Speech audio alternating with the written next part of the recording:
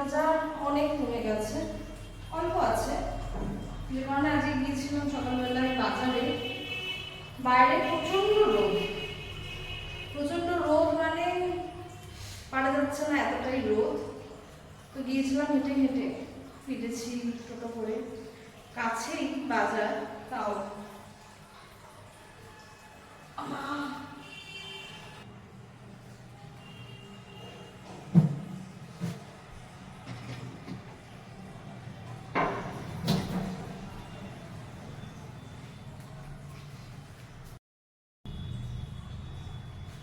আগে প্রথমেই দেখাই মাছ বাজারটা। গিয়েছিলাম চিংড়ি মাছ কিনতে, কিন্তু গিয়ে যে জিনিসটা দেখলাম আর যে জিনিসটা ভালো লাগলো সেটা হলো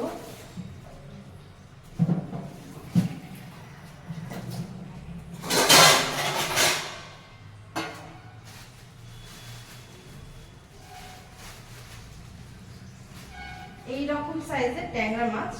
বড় সাইজের ট্যাংরা সবসময় যে ভালো লাগে তা না, বাট এই মাছগুলোর পেটের ভেতরে না ডিম আছে।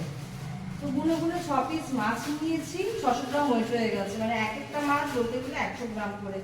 এই মাছের পেটে ডিম আছে, যে কারণেই আমার বড় মাছ নেওয়া, কারণ ট্যাংরা মাছের ডিম খেতে না দারুণ লাগে। 2-3টে মাছের ডিম পেয়েছি, 4টে মাছের ডিম,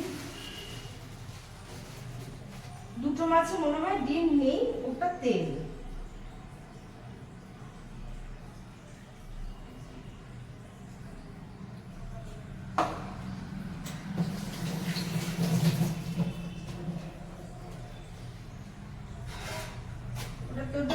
ট্যাংরা মাছ আর নিয়ে এসেছি বেশ খানিকটা চিংড়ি মাছ।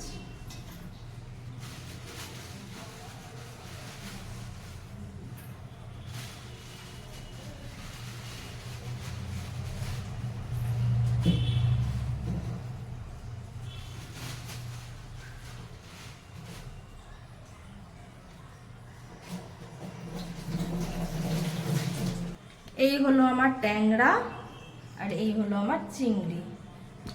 ট্যাংরা আর চিংড়ি মাছটা ভালোভাবে ধুয়ে নেব, মানে চিংড়ি মাছটা তো এখন সমস্ত খোলা ছাড়াবো না।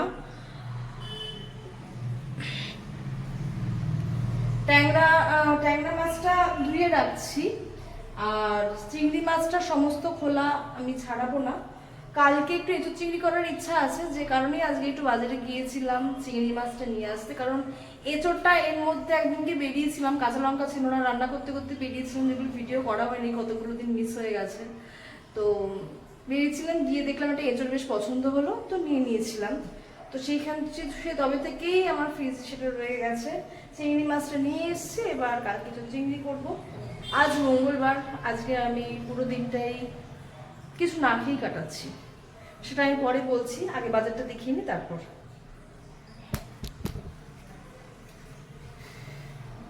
মাছগুলো ধুয়ে রাখলাম, ট্যাংরা মাছটা কন্টেনারে রেখেছি, আর এদিকে চিংড়ি মাছটা ভেবেছিলাম ফার্স্টে যে প্রথমে সব কটা চিংড়ি মাছ একসাথে আমি আর বাছবো না, কিন্তু সময় নিয়ে একদম সুন্দর করে মাছের মাঝখান থেকে এই কালো রঙের যে শিরাটা থাকে সেটা ফেলে দিয়ে সমস্ত কিছু বেছে নিলাম, বেছে নুন আর হলুদ মাখিয়ে একেবারে ভেজে রেখে দেবো।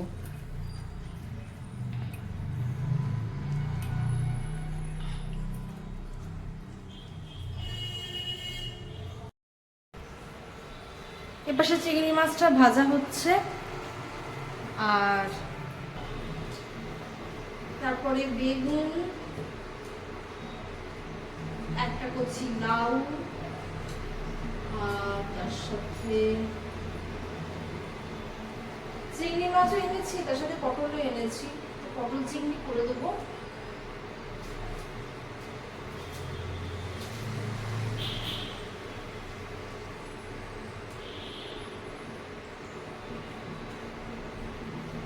এনেছি শসা,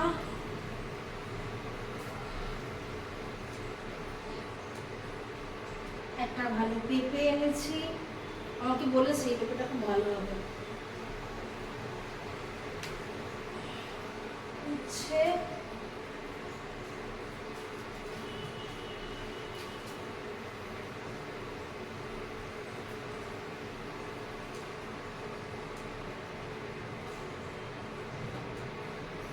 মেনলি শুক্তোই করবো একদিন, যে কারণে জিনিসগুলো আনা।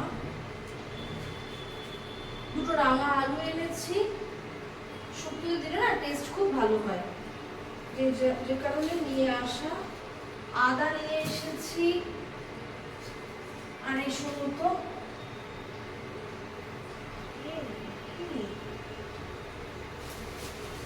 আর নিয়ে এসেছি 1 কেজি মতো পেঁয়াজ।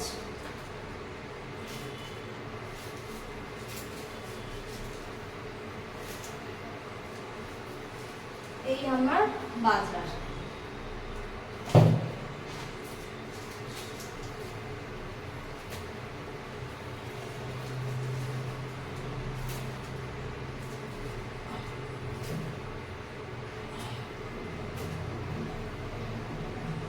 আর আজকে বাজারে ঢুকে ফার্স্টে আমি এই ব্যাগটা কিনেছি, কারণ আগের দিন ছেঁড়া প্লাস্টিকের কারণে আমার একটা রাঙা আলু পড়ে গিয়েছিল, আমার খুব গায়ে লেগেছে।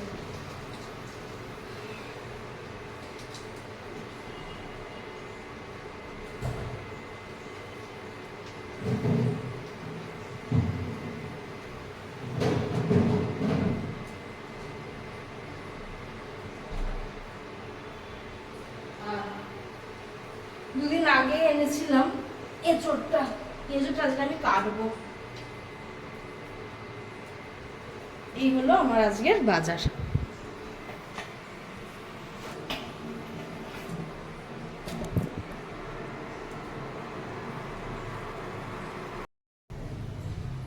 এপাশে চিংড়ি মাছটা ভাজা হয়ে গেছে, কন্টেনারে রেখেছি ঠান্ডা করে ঢোকাবো। চিংড়ি মাছ ভাজার পরে এই জলটা ফেলতে পারিনি, এটা আমি রান্নায় দেবো, এটাকে আলাদা করে রেখেছি। এটা একসঙ্গে থাকলে নষ্ট হয়ে যাবে চিংড়ি মাছটা।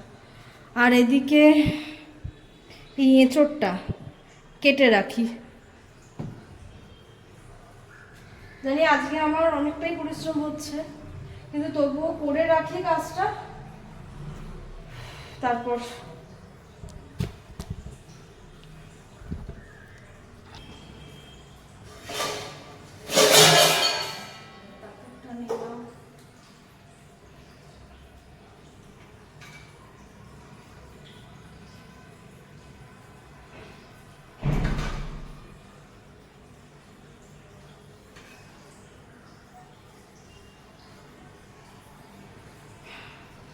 এঁচোড় সব থেকে ভালো কাটা হয় বটিতে, তো আমার বটি নেই, আমি বটি এখনো কিনিনি, আর আমি তো কিনবো কিনা জানি না, তো আমার এই ছুরির ভরসা।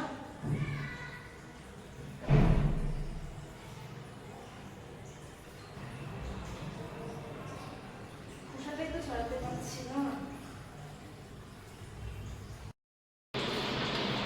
আজকে মঙ্গলবার, আমি এটা আগেও করতাম, মাঝখানে আমি অনেকদিন করে একটু রেগুলার বেসিস করি না, যখন করি তখন রেগুলারই করি।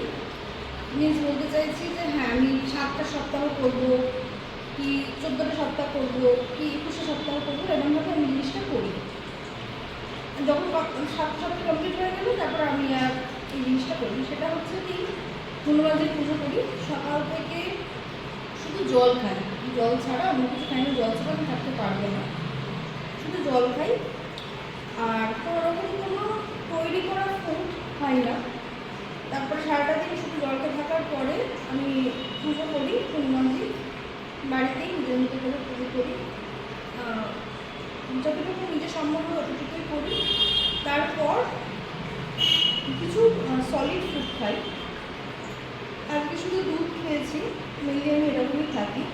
মাঝখানে আমার দুধ খাওয়াটা মানে পসিবল হচ্ছিল না, যে কারণে আমি আর করছিলামও না, কারণ হনুমানজির এই পুজোটা করলে আমি আর কোনো সলিড ফুড খাই না, শুধুমাত্র এই দুধের ওপর থাকি, দুধ চিড়ে, দুধ মুড়ি এরকম খাই। মুড়ি বা চিড়েটা খেতে হয়, আমার তো পেটে থাকবে না একদমই, শুধু দুধ তো। যাই হোক, আজকে সেই একটা মঙ্গলবার, আমার ফার্স্ট মঙ্গলবার, সকাল থেকে বসেছিলাম, সকালবেলায় বলেছিলাম। তো আজকে রাতে ডিনারে শুধু দুধ মুড়ি খেয়েছি। মাঝখানে পুজো করার পরে একটু দুধ ছিল, ঠান্ডা দুধ খেতে খুব খুব ভালোবাসি। ফ্রিজের ঠান্ডা চিল্ড দুধ খেয়েছি, খুব ভালো লাগে খেতে। তো আজকের দিনটা এরকমভাবেই আমার কেটে গেছে। তো আজকের মধ্যে ভিডিওটা এই অবধি। আবার দেখা হচ্ছে কাল একটা নতুন ভিডিও নিয়ে আর একটা নতুন দিন নিয়ে। ততক্ষণ সবাই সুস্থ থাকবেন, ভালো থাকবেন, হেলদি থাকবেন আর আমার সঙ্গে থাকবেন। আমার ব্লগ কেমন লাগবে সেটা অবশ্যই অবশ্যই কমেন্টে জানাবেন। ভালো লাগলে কিন্তু অবশ্যই একটা লাইক করে দেবেন। যারা যারা আমার ব্লগ ফেসবুক থেকে দেখেন ওদেরকে আমি রিকোয়েস্ট করবো, please please please follow my page. And যারা যারা আমার ব্লগ ইউটিউব থেকে দেখেন তাদেরকেও আমি রিকোয়েস্ট করবো, please please please subscribe my channel. আর এতক্ষণ অবধি যারা যারা আমার ব্লগটা দেখেছেন তাদেরকে অসংখ্য ধন্যবাদ। আজকের মতো tata, bye bye, good night.